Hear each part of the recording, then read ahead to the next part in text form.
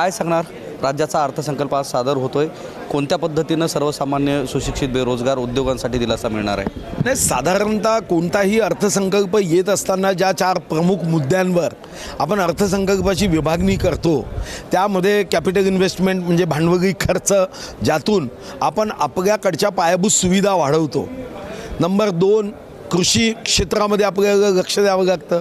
Number 3, संविधानामध्ये directive 41 नुसार जो गरीब आहे, अतिशय गरीब आहे, ज्याच्या ताटामध्ये अन्नाचा घास नाही, राहायला घर नाही, हाताला काम नाही, ज्याच्या नशिबामध्ये दारिद्र्य आहे, त्याचाही विचार आपल्याला सामाजिक सुरक्षेच्या दृष्टिकोनातून करावा लागतो. आणि चौथा की उद्योग आणि रोजगार. शेवटी अन्न, वस्त्र, निवारा, शिक्षण, रोजगार, आरोग्य या मूलभूत गरजा पूर्ण करण्याची जबाबदारी लोकशाहीमध्ये आपल्या मायबाप सरकारची असते. आणि त्या दृष्टीने प्रत्येक पाऊल अर्थसंकल्पाच्या माध्यमातून आपल्याला पुढे न्यायचं असतं. सुदैवाने जरी आज स्वर्गीय अजित पवारजी नसतील तरी मी त्यांचं स्मरण करेल, कारण 25-26मध्ये आम्ही 51 लक्ष कोटी GSDP म्हणजे ग्रॉस स्टेट डोमेस्टिक प्रॉडक्ट आमच्या महाराष्ट्राचा आहे, सर्वोच्च आहे. मागच्या वर्षी 3,60,000 आमचा GST आहे. एकूण देशाच्या 22 लक्ष कोटीपैकी 3,60,000 कोटी आमचा GST आहे. म्हणजे देशाच्या GDPमध्ये आमचं 14 ते 15% योगदान आहे आणि ते तसंच पुढे जाणार आहे, याचा मला आनंद आहे. आणि जेव्हा काँग्रेसचं राज्य होतं तेव्हा महाराष्ट्र मागे होता. 2013-14मध्ये आमचं उत्पन्न 16,50,000 कोटी होतं आणि आज तिप्पट 51 लाख कोटी झालं.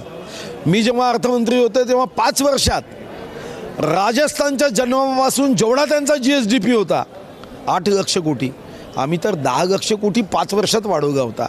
त्यामध्ये ज्या वेगाने आम्ही वाढवतो आहे ते कौतुकास्पद आहे. आणि माननीय देवेंद्रजी अशा नेत्यांपैकी आहे की ज्यांना अतिशय अचूक राजकारण समजतं, ज्यांच्या नेतृत्वामध्ये एक प्रभाव आहे, पण यासोबत महत्त्वाचं आहे ज्यांना अर्थशास्त्राचं प्रचंड ज्ञान आहे. आणि म्हणून मला विश्वास आहे की मागच्या वर्षीचा 7.9% आमचा जो विकास दर आहे, माननीय देवेंद्रजीच्या नेतृत्वात यावर्षी तो पुन्हा वाढेल. आणि या अर्थसंकल्पामध्ये शेतकरी, कष्टकरी, गरीब, तरुण, तरुणी, विद्यार्थी, विद्यार्थिनी, भांडवली खर्च अशा अनेक गोष्टींवर माननीय देवेंद्रजी भर देईल, हा मला विश्वास आहे. ज्या पद्धतीनं राज्याचे मुख्यमंत्री देवेंद्र फडणवीस यांनी सांगितलं की राज्यावर जवळपास 9.5 लाख कोटीचं कर्ज आहे आणि त्यानंतर जी आता आर्थिक तूट आहे ती आर्थिक तूट भरून काढण्यासाठी कसा सुवर्णमध्य साधता येईल या अर्थसंकल्पामधून?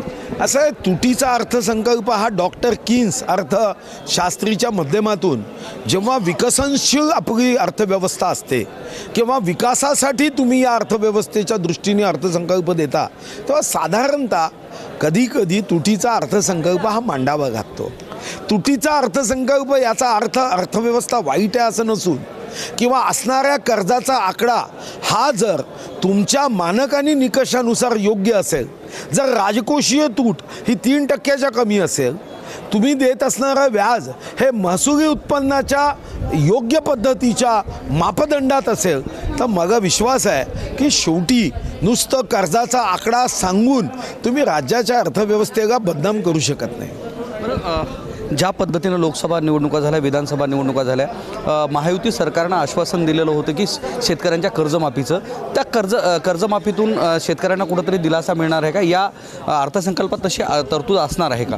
याबद्दल तर मी भाष्य करू शकणार नाही, पण मी भारतीय जनता पार्टीच्या 2024च्या विधानसभेच्या निवडणुकीचा जाहीरनामा समितीचा प्रमुख होतो. तर मग एवढं माहीत आहे की आमच्या जाहीरनाम्यात कर्जमुक्तीचं आश्वासन आहे. माननीय देशाचे चाणक्य गृहमंत्री अमित शहा साहेबांच्या हस्ते त्या जाहीरनाम्याचं विमोचन झालं. तर मला विश्वास आहे की भारतीय जनता पार्टी जी प्रभू रामराज्याच्या कल्पनेतून पुढे जाते, तर मग विश्वास आहे की रघुकुल रीत सदा चली आई, प्राण जाय पर वचन न जाई. आम्ही कर्जमुक्ती देऊ हा माझा विश्वास आहे. भाऊ, दुसरी गोष्ट अशी की मराठवाड्यामध्ये छत्रपती संभाजीनगर या ठिकाणी 2 वेळेस बैठका झालेल्या होत्या. तत्कालीन त्यावेळेसचे मुख्यमंत्री एकनाथ शिंदे आणि आत्ताचे सध्याचे मुख्यमंत्री देवेंद्र फडणवीस या दोघांनी 2 वेळेस बैठक केली होती. वॉटर ग्रीड प्रोजेक्ट संदर्भात जवळपास 4,500 कोटीची घोषणा करण्यात आली होती. मात्र तो वॉटर ग्रीड प्रोजेक्ट जो आहे, मराठवाड्याचा महत्त्वाकांक्षी प्रकल्प जो आहे, तो अद्याप प्रलंबित आहे. या अर्थसंकल्पामध्ये त्याच्यासाठी काही तरतूद करण्यात आली का? फक्त घोषणाच झालेल्या आहेत. नाही, वॉटर ग्रीड प्रकल्पासाठी तेव्हाच्या काळी अर्थमंत्री म्हणून मी व तेव्हाचे पाणीपुरवठा मंत्री बबनराव गवणीकर आम्ही खरं तर गुजरातमध्ये जाऊन आलो. तेव्हा कच्छचा जो रेताड प्रदेश होता, आता त्या रेताड प्रदेशामध्ये गवताचं पान गागत नव्हतं. आता तिथं इतकं उत्पन्न झालं की आता नोट कमवणारी झाडं गागली. आणि म्हणून मराठवाड्यामध्ये दर 3 वर्षांनी नेमानी दुष्काळ येत होता. आणि म्हणून वॉटर ग्रीड प्रकल्प याचा आम्ही अभ्यास करून आलो होतो. मधात आदरणीय उद्धव ठाकरे साहेब मुख्यमंत्री असताना त्यांनी तो रद्द केला. मला वाटतं की कधी ना कधी पुन्हा एकदा त्याचं पुनरुज्जीवन करावं लागेल. काल सभागृहामध्ये धर्मांतर विरोधी कायदा हा संमत झालेला आहे. कोणत्या पद्धतीचा कायदा असणार आहे आणि त्याची काय तरतूद करण्यात आली, काय चर्चा झाली? नाही, माझ्याकडे अजून तो कायद्याचं प्रारूप आलं नाही आहे. धर्मांतरच्या संदर्भात कायदा आणावा म्हणून मी मागच्या अधिवेशनात अशासकीय ठराव आणला होता की यासाठी बंधन केलं पाहिजे.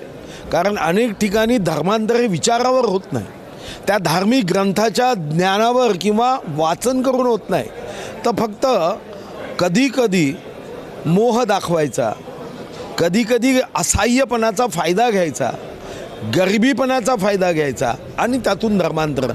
तर हे संविधानाच्या 125 मान्य नाही आहे.